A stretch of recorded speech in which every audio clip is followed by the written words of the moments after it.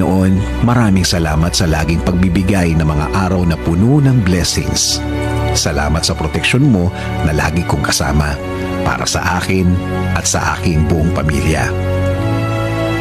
Thanks for your provision, your guidance, and protection. Thank you also, God, for your faithfulness and love for us, Lord. Panginoon, i-bless niyo po ang aking plano sa aking buhay at sa aking pamilya. Alam ko po na lagi niyo akong pinoproteksyonan kasama ng aking mga pangarap.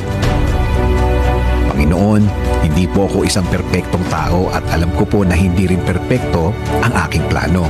Pero kayo na po ang bahalang mag-ayos ng mga mangyayari. Dahil naniniwala pa rin ako, Lord, na ikaw ang mas nakakaalam ng bukas.